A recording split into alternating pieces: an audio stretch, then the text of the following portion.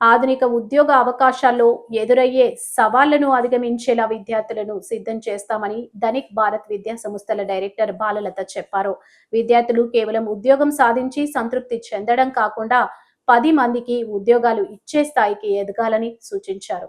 స్థానిక ఆనంద్ రేజెన్సీ పందిరి హాల్లో విద్యార్థులకు తల్లిదండ్రులకు నిర్వహించిన అవగాహన కార్యక్రమంలో బాలలత మాట్లాడుతూ తమ విద్యా సంస్థ ఇంటర్మీడియట్ విద్యను బలోపేతం చేస్తుందని, జ్ఞాన సమృద్ధి, సాంకేతిక ప్రావీణ్యం, విలువల ఆధారిత జీవనం, సమతుల్య వ్యక్తిత్వం కలిగిన బాధ్యతాయుత పౌరులను తీర్చిదిద్దటమే ధనిక్ భారత్ లక్ష్యమని వివరించారు.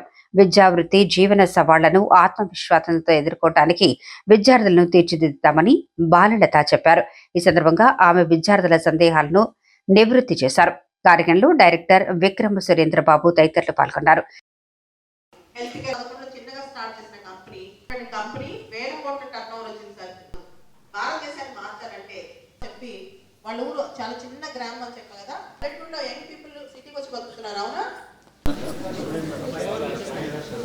మైలో అమ్మో పేరు కూడా గుర్తుంది.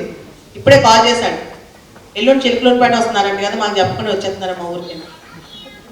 జస్ట్ 5 minutes బ్యాక్ మీ దగ్గరికి వచ్చే ముందు ఒక మాట చెప్తారు. కృష్ణతేజ ఈ స్టోరీ బాగా వినాలి అందరూ, తన వీడియోస్ కూడా మీరు చూడవచ్చు. తర్వాత కృష్ణతేజ 2013లో కరెక్ట్గా 13 సంవత్సరాల క్రితం నా దగ్గరకు వచ్చాడు. చిలకలూరుపేట అనే ఊరు. వాళ్ళ నాన్నగారు సామాన్యమైన చిన్న వ్యాపారం. కృష్ణతేజ వాళ్ళ ఇంట్లో ఐఏఎస్లు ఎవరు లేరు, ఎటువంటి వాళ్ళు లేరు. అటువంటి కృష్ణతేజ మామూలు కాలేజీలో ఇంజనీరింగ్ చదువుకున్నాడు. తన కోరిక ఏంటంటే కలెక్టర్ అవ్వాలి. తన కోరిక కలెక్టర్ అవ్వాలి. కలెక్టర్ అవ్వాలన్న కోరికతో 3 సార్లు రాశాడు, 3 సార్లు ఫెయిల్ అయిపోయాడు. 4వసారి ఇక్కడ విన్నాడంట. బాలలత మేడం ఒక మేడం ఉంటుంది, ఆవిడ దగ్గరికి వెళ్దామని చెప్పి దగ్గరకు వచ్చాడు. మేడం నాకు స్పెషల్గా మీరు కోచింగ్ ఇవ్వాలన్నాడు. మీకు స్పెషల్గా కోచింగ్ ఇచ్చే టైం నాకు లేదు నాన్న, క్లాస్కి వచ్చి కూర్చో అని చెప్పాను. మరుసటి రోజు పొద్దున మా ఇల్లు డోర్ ఓపెన్ చేసరికి మా ఇంటి ముందు కూర్చుని ఉన్నాడు. ఆ తర్వాత నా ఫోన్ నెంబర్ ఎక్కడ తెలుసుకుని మెసేజ్ పెట్టాడు.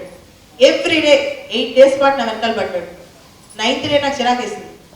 నాకు ఒకే ఒక స్లాట్ ఖాళీ ఉంది, నేను పొద్దున్నే 6ంటికి బయటకు వెళ్ళిపోతా, పొద్దున్నే 4:30 మాత్రమే ఖాళీ ఉంది, అప్పుడే రా అని చెప్పాను.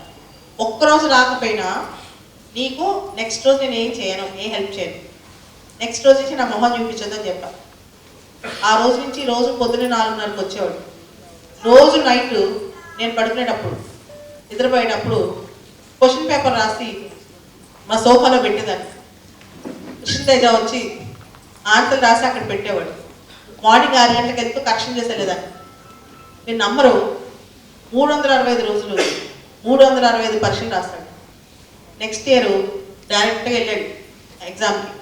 వెళ్ళిన తర్వాత ఫిలిమ్స్ మెయిన్స్ ఇంటర్వ్యూని పాస్ అయ్యి ఆల్ ఇండియా 66వ ర్యాంక్ వచ్చింది.